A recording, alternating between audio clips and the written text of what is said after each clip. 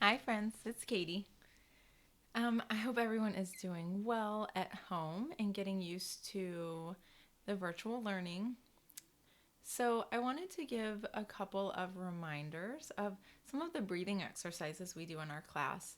And part of the reason I wanted to do this is because as we do new things and get used to new things, sometimes that can feel scary, and sometimes it can bring some feelings of anxiety and stress and fear. And breathing exercises are something that can help in those situations. Also, when there's a lot of uncertainty going on and unknown things, it can also be helpful, and that's what's going on right now.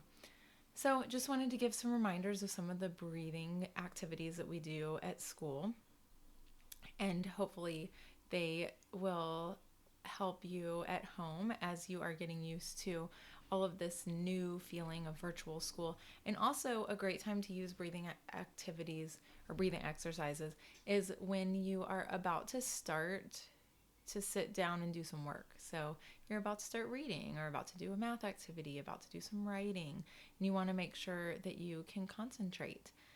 This can be very helpful in that situation as well. So let's get started. Um, so the first thing that we're going to try practice is volcano breathing.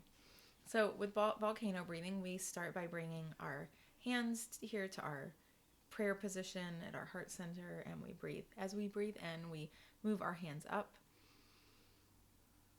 And as you get to the top and break your hands apart, it's like the lava flowing out of the volcano. You're breathing out and then bringing your hands back to your lap. So let's try that again. Breathing in, breaking apart at the top, and breathing out. So that is volcano breathing. The next one that I'm going to remind you of is figure eight breathing. So figure eight breathing can be done a few different ways. So what you're going to be doing is drawing a figure eight and matching your breath to the motions of drawing that figure eight. So you can draw it in the air like an eight. You can draw it horizontally like a infinity sign. You can use the floor or the carpet in front of you and draw a figure eight there. And what you'll want to do is, as you're going around one of the curves of the eight, you're going to breathe in.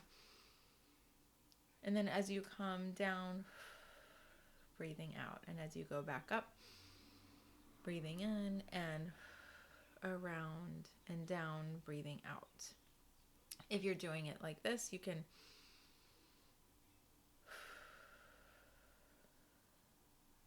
breathing in and out. So matching your breath to the curves of the figure eight. All right, another type of breathing that we've done in our classroom is called Hoberman sphere breathing. So there's a toy that we have that is called a Hoberman sphere, and it expands out and contracts in. And so we use that as a reminder to expand and contract our bellies while we're breathing. So it's a type of belly breathing. So you take your hands, put them in front of you, and as you breathe out, you're going to expand your belly. So as you breathe in, you're going to expand your belly. So as the air goes in, your belly expands out. So,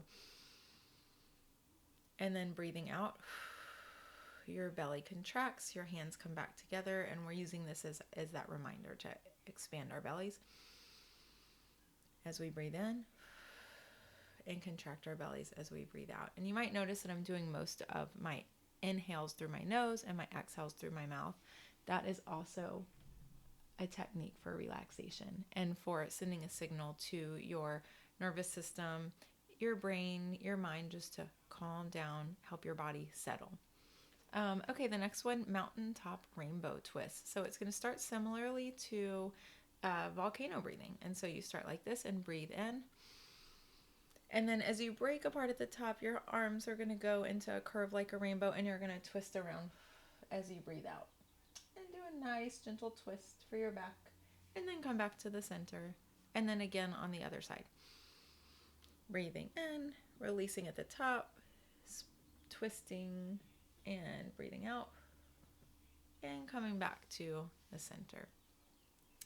And then the last one that I'm going to talk about today is called hug breathing. So, hug breathing is so you start when you breathe out, you expand your arms.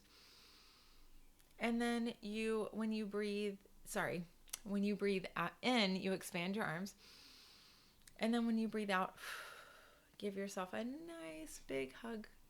And you can add something to hug breathing to help your mind also. So you can add a calming, positive thought, calming, comforting thought.